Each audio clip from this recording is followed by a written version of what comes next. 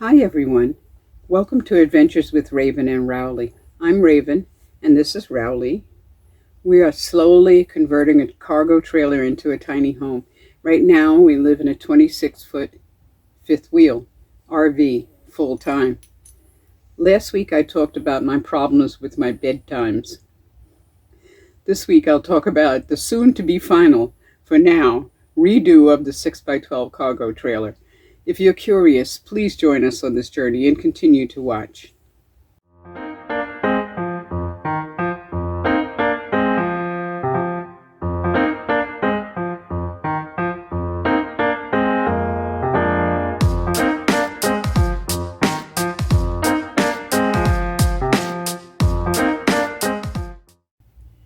I found at the women's caravan at the WRTR in Quartzsite, Arizona last month that my cargo trailer really wasn't working for me.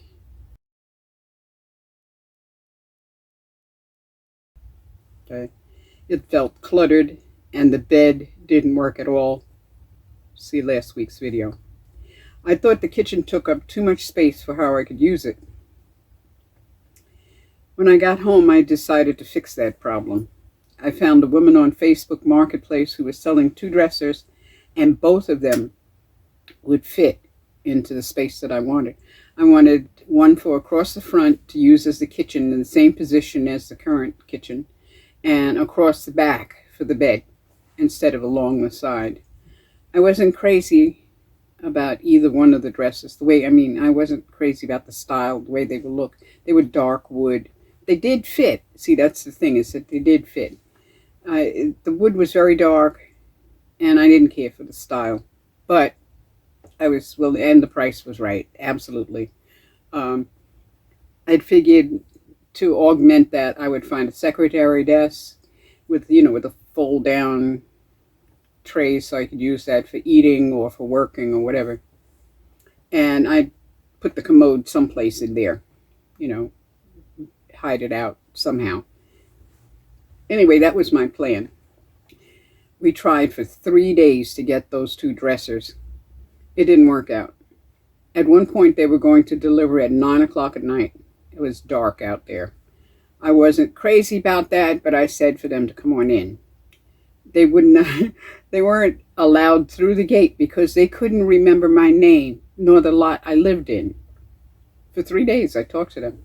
I figured I wasn't supposed to have those 2 dressers, which was okay because I really didn't like them anyway. They just fit, and the price was right.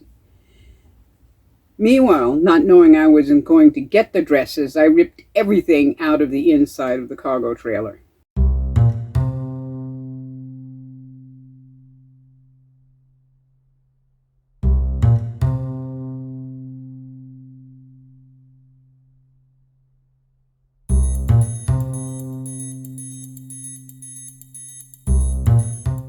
I insulated the center of the ceiling with the thin slate that I was gifted. You see the ceiling is black in this picture. That's the underside of the thin slate. I put rock wool, also gifted at the WRTR free table, behind the reflectix that someone else had gifted me at the women's caravan. So that's that silver around the top edge of the cargo trailer. Camera wasn't working at the time, so I don't really have any pictures of me doing that work. All of it was glued in place. Nasty stuff, that glue. You don't want to be in a closed room with this stuff. Of course you could probably get high, but it'd probably blow your brain cells too. It was nasty. But I do have to say that there is no smell at all when it finally dried, and it stuck up there really fast. I opened the top of the small wall that's to the left of the door, okay,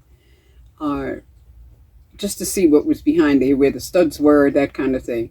They were metal studs, thank goodness, because I'd seen videos with some of these cargo trailers built with wooden studs in the walls.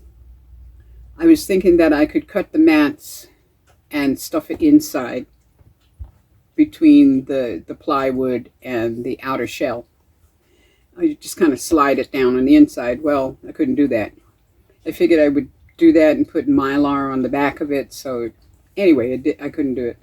And it wasn't going to work because there were screws sticking into the space through the sides of the metal studs into the space. So if I was going to try and push things down, I would have had to go past all of these screws that were periodically along the length of that stud. So it wasn't going to work. So the only thing I could do, what I would have to do, would be to remove all of the wood from all of the walls. Now I don't want to do that because I don't want to do that. Not right anyway.